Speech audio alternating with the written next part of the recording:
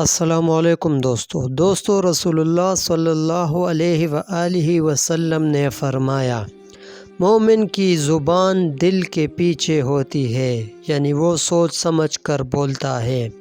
عورتوں میں سب سے اچھی وہ ہے جسے اس کا شوہر دیکھے تو خوش ہو جائے۔ خدا کے نزدیک بہترین دوست وہ ہے جو اپنے دوست کا خیر خواہ ہو۔ نرم مزاج اور نرم خو شخص پر دوزخ کی آگ حرام ہے۔ ظلم سے بچو کہ ظلم قیامت کے اندھیروں میں سے ہے۔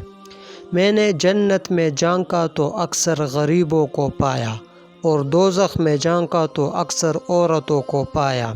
اللہ ہمیں جہنم کی آگ سے بچائے۔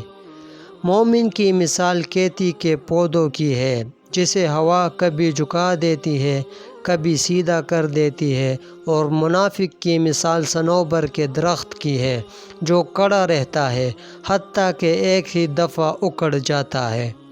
ایسے آدمی سے ملنا بیکار ہے جس سے تم خیر خواہی کرو اور وہ تمہارا خیر خواہ نہ ہو۔ جس کو لوگوں پر رحم نہ آیا، خدا اس پر رحم نہ کرے گا۔ روپے کی خدا کے ہاں عزت نہیں۔ جو کام سب سے زیادہ مغفرت کا سبب ہوگا وہ کشادہ روئی اور شیریں زباں ہے۔ جب دو بھائی مصافحہ کرتے ہیں تو ان میں 70 نعمتیں تقسیم کی جاتی ہیں۔ 69 نعمتیں ملتی ہیں اسے جو ان دونوں میں زیادہ خندرو اور کشادہ پیشانی ہوتا ہے، اور ایک نعمت دوسرے کو۔ جب تم سالن پکاؤ تو اس میں پانی ذرا زیادہ ڈال دو، اور اپنے ہمسایوں کو بھی اس میں سے 1-2 چمچ دے دو۔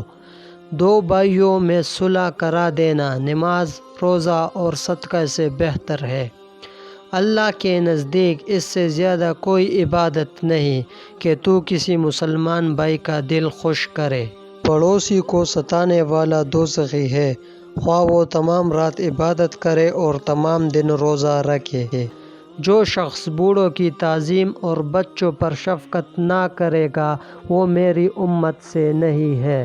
غریبوں کے ساتھ ہمیشہ دوستی رکھو اور امیروں کی مجلس سے پرہیز کرو۔